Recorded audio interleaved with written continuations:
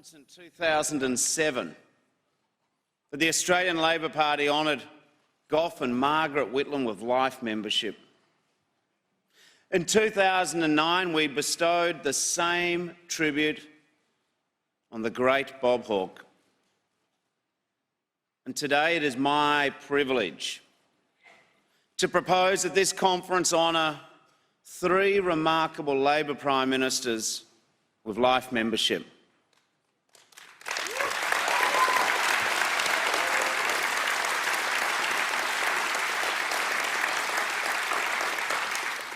I refer, of course, to Australia's 24th Prime Minister, Paul Keating,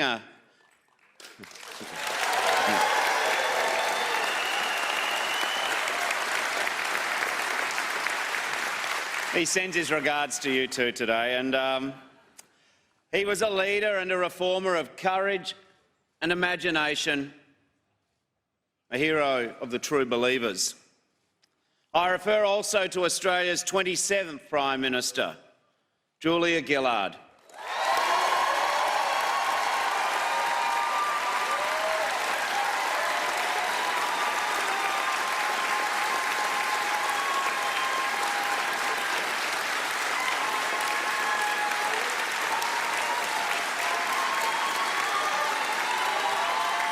She too sends you her regards. She was a fierce champion for the opportunities of education. She is a continuing inspiration for women and girls. Now, delegates, we look forward on reflecting on Paul and Julia's achievements and presenting their memberships in person on another occasion. But today, I'm very pleased that we are joined by two honoured guests, Australia's 26th Prime Minister Kevin Rudd and his wife Therese Rain.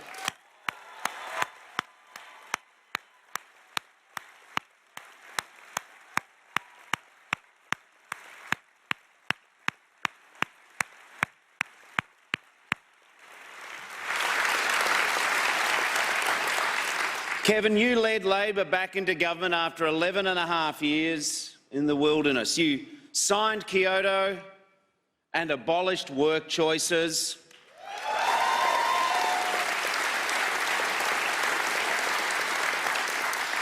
And you saw the storm clouds of the global recession, and you and our National President Wayne Swan and your Labor government ensured that Australia actually grew through that crisis when every other economy faltered. You had the vision to begin a first-rate fibre national broadband network.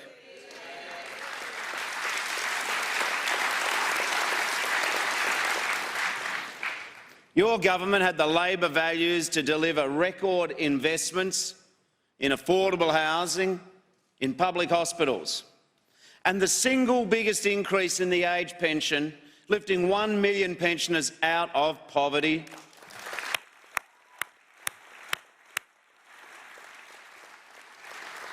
You had the understanding of our Australian identity and independence to elevate the importance of the G20, to pursue for our nation a seat at the table in the councils of the world. And you had the compassion and decency to face historical truth, to recognise the wrongs of the past and to say sorry to the stolen generations.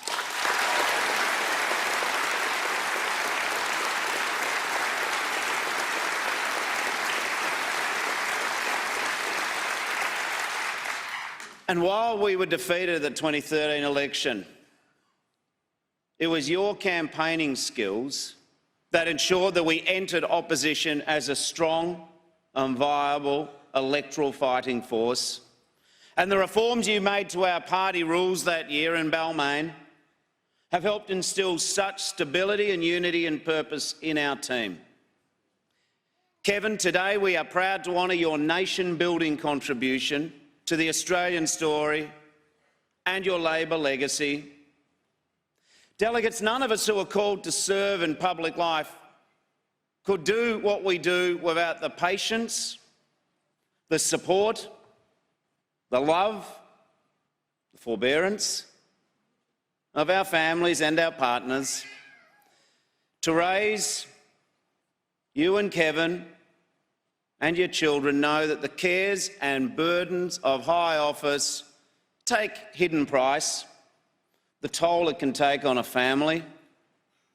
Yet, Therese, you brought such zest and joy and drive to your role in the public life of the nation. On a very personal note, I will always be forever grateful for the interest and insights you took, for your own family's experience, your own passion, to empowering people with disability, ensuring they had access to the dignity of work. Therese, we all thank you for the contribution you've made in your own right, the service you have given to your family, to our Labor family and to the nation. Delegates, it's always been the Labor Party that makes the political heroes in this country. At our best, we are a movement focused on the future. But as Australia's oldest continuous political party, we've always revered our traditions and we take inspiration from our struggles in the past. And we are better, we are stronger and we are more confident and more complete when we extend to our former leaders and legends the respect they deserve, the gratitude they have earned. Labor can do more. Indeed, Australia can do more to recognise the contribution of our past leaders and to call upon their wisdom, their talents and their capacities in the continued service of our nation. There has been a lot of pain, but today I say to the conference, it is time for healing, to make peace with our past in the same way we are united about our future. Our members and supporters, and more importantly, millions of Australians, they want to see us, Labor, get this right. To everything there is a season and a time to every purpose under heaven, and the time for recognition that what unites us is greater than what divides us has come. So in the spirit of unity and solidarity and gratitude and respect, I move that the party recognises the extraordinary contribution that Labor Prime Ministers make to Australia and to the Labor Party by bestowing lifetime membership on former Labor Prime Ministers, and that this conference acknowledges the presence of our 26th Prime Minister, Kevin Rudd, and his wife, Therese Rain, and their strong and enduring contribution to the nation and the modern Labor Party. Delegates, would you please welcome to stage Therese Rain and Kevin Rudd.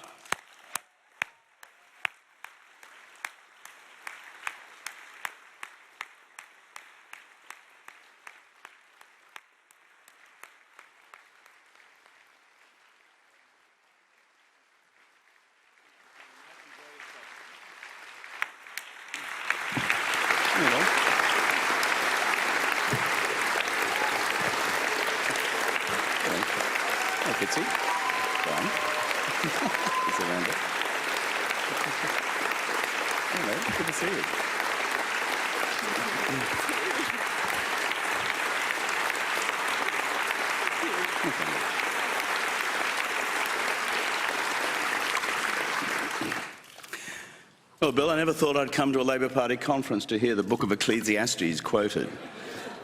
There is a time in the seasons of men and women. I too honour the first Australians, on whose lands we meet and whose cultures we celebrate as the oldest continuing cultures in human history.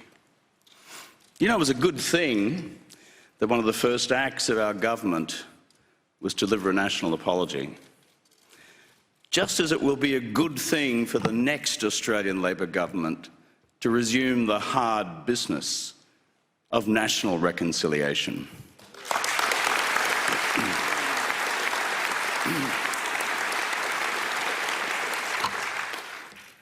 I honour also Labor Prime Ministers past, Bob Hawke, Paul Keating, and the very formidable Julia Gillard.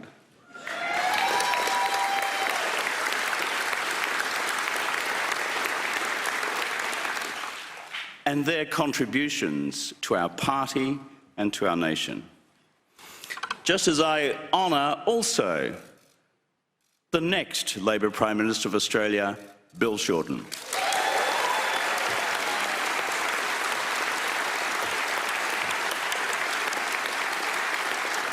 I honour his strength, his resilience, his capacity to build consensus in what is often a motley crew. And beyond that, a deep, ingrained instinct for the interests and the well-being of working families across this nation. And so, Bill, I honour too your contribution to the party and to the nation. And for you, the women and men of the great Australian Labor movement, I honour each and every one of you, members of trade unions, members of party branches, members of community organisations, all you folks out there in the front line of the fight every day of the week, every week of the year. It ain't easy, it's always hard, and yet we prevail. And I thank each and every one of you. I would thank this national conference also for extending to me the great honour of National Life membership. Bill just mentioned that as Prime Minister we did the same, I was Leader of the Opposition, we did the same for Gough in 2007, for Bob in 2009. I'd just like to remind you, Bill, on those occasions, Gough spoke for just over half an hour.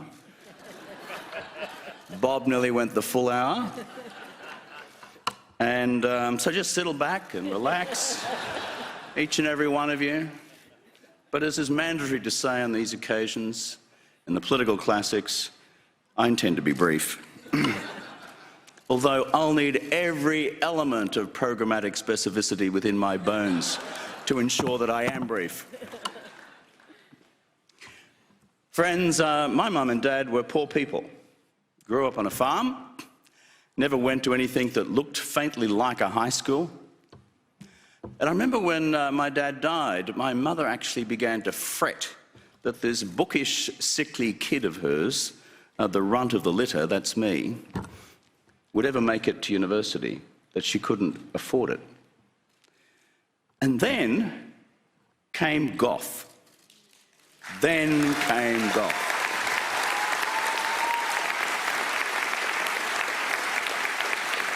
And he made it possible for poor kids like me to get to university. It was an extraordinary social revolution in Australia. Folks like me could get to where we wanted to go. And my mother, who was a committed Catholic and DLP voter, celebrated and offered it up a full decade of the Rosary for Gough.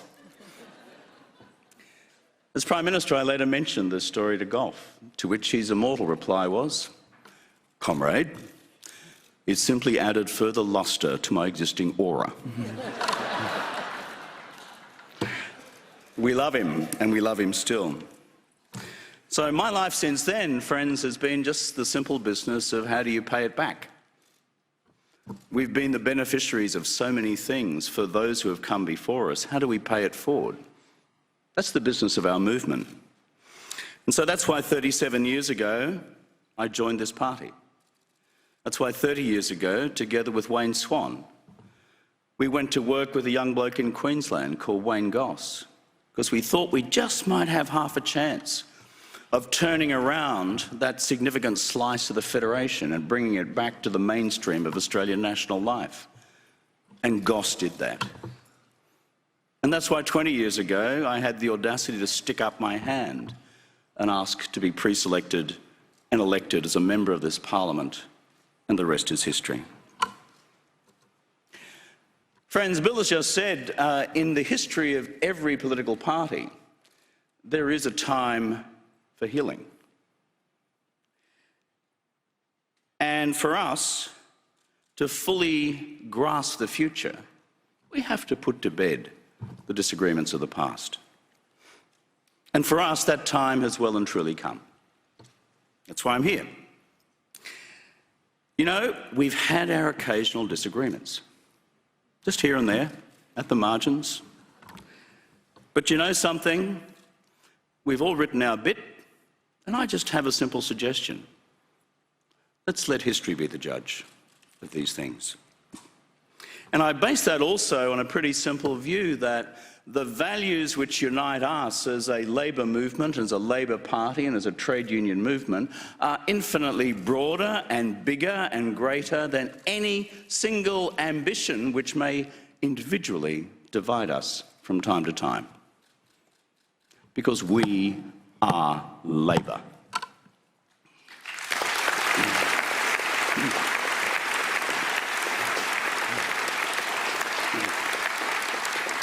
As Bill also said, we've learnt a few things from the past as well. The rule change that we brought in back in 2013 has given us stability of leadership these last 5 years. It's democratised the party, boosted our national membership to some 50,000 souls, and so that our leaders now do not constantly need to look at the terror of the next use-limited opinion poll to decide whether they are up or down or in or out. They've got time to frame policy, they've got time to plan for the future, they've got time to secure government for Labor. It's been a good reform.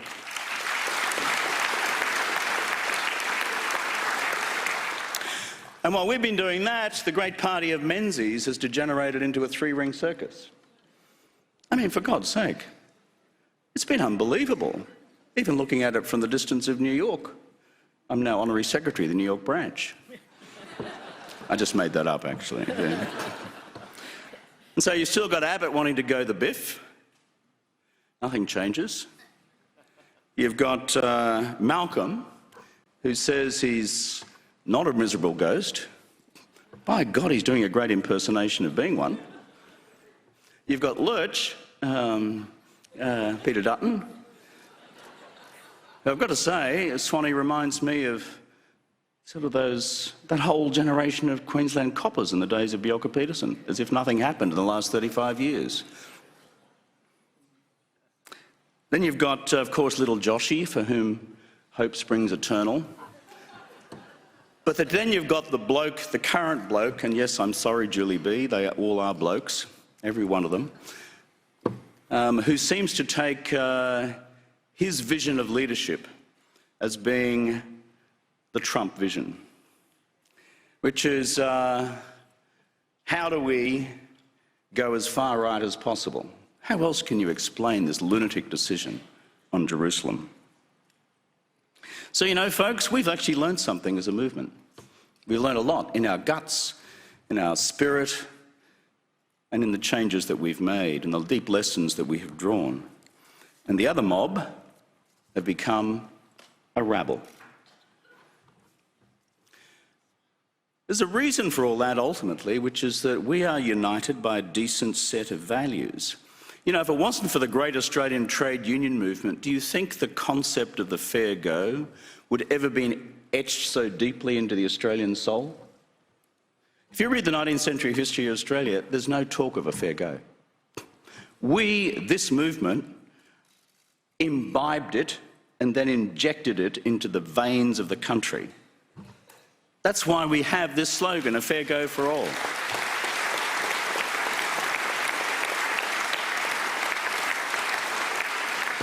It didn't grow up mysteriously from the soil. You, the working women and men of Australia, and those who have come before us, have planted it there. And we should be so proud of it. It's a good value. It's about us being something, about something much bigger than ourselves.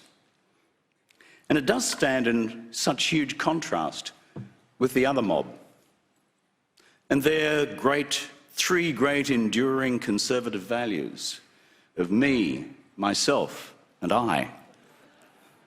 You know, greed doesn't sound all that flash as an election slogan. So that's why they invent the three great masking devices of fear, fear, and more fear. That's what they do. Fear of debt and deficit, fear of refugees and foreigners, fear of Old Faithful, the unions. It has ever been thus, and it ever will be. Because at core, they've got a rotten message. That's why they do fear and try to do it so well. That's the eternal division of Labor and our politics. We do hope, they do fear. We build up, they tear down. We extend the tent of the nation, invite others in, and we paint on a broader canvas. The other mob draw up the drawbridge. That's us, that's them, and that's the great debate that we have in fighting for the future of our nation's soul. Of course, they do so in partnership with a very robust coalition partner. I'm not talking about the Nats, I'm talking about the Murdoch Party. You know, Murdoch, it's not a news organisation, it's a political party. You ever read what they say? It's just like a political party. And our movement has the audacity of hope to stand up and say, we don't accept your ideology and your commercial interests. We actually revile against them. That's why they hate us so much.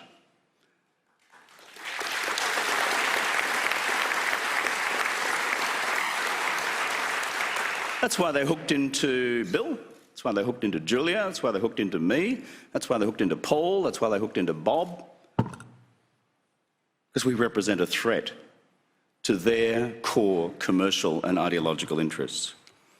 You know, you contrast that with the Murdoch Party's treatment of St. John of Howard. I mean, you just think about it, folks. There's the guy with waterfront, Dubai and dogs. There's the bloke with work choices, stripping away basic working conditions and salary for the most defenceless members of the community. There's the invasion of Iraq, 100,000 dead, no weapons of mass destruction. You have the creation of a whole new terrorist movement called ISIL. You surrender Iraq to Iran. You see the implosion of Syria. And you see the expulsion of Christians from the Middle East, having happily coexisted for 1400 years. And then you've just got wheat for weapons, a bit of tampera, and some children overboard. And in Murdoch's hagiography, this is the leadership he aspires to have for the nation. Whereas for us and for Bill, dealing with the Murdoch mafia is kind of like dealing with a daily evisceration. It ain't fair, it never will be, and as soon as we acknowledge that fact, the better we will be in our response.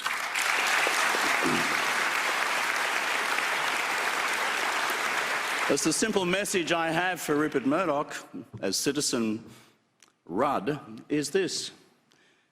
You don't own Australia. Murdoch doesn't have Australia as his own personal belonging. This country belongs to the working men and women who built Australia.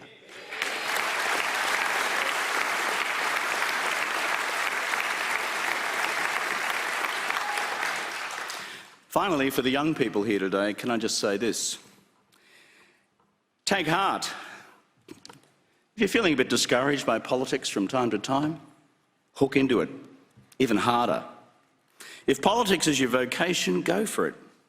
If you want to help build even deeper the fair go for all across the fabric of our society and our economy and what we do in the world, get into it. If you want to do something about navigating our nation's future, given the huge global challenges we now face with anything like artificial intelligence, through to climate change and the existential challenges it presents, through to the huge debates now emerging between China and the United States, I encourage each and every one of you to get into it. Women and men of goodwill, of good heart and of good mind, the Australian Labor movement needs each and every one of you.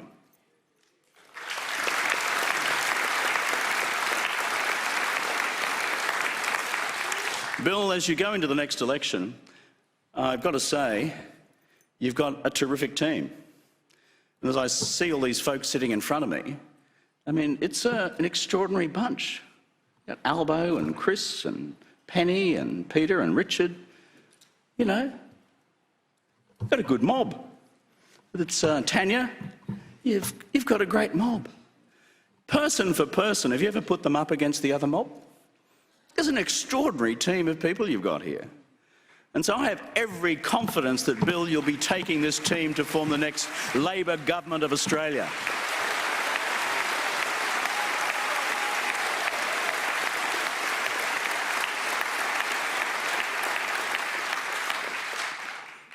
Finally, throughout the 37 years that I've been a member of this party, I've had one person with me all the way. That's Therese. We were married 37 years ago.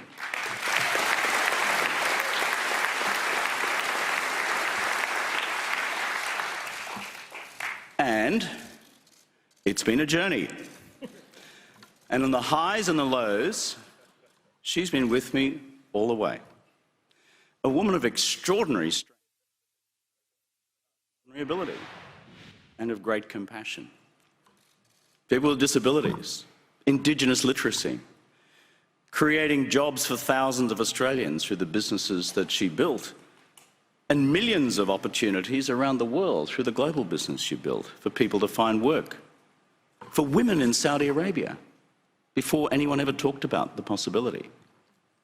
So, darling, being with me this whole time, I know it's been a challenge. I know there have been a few rough spots. But you know, I wouldn't have missed it for quids.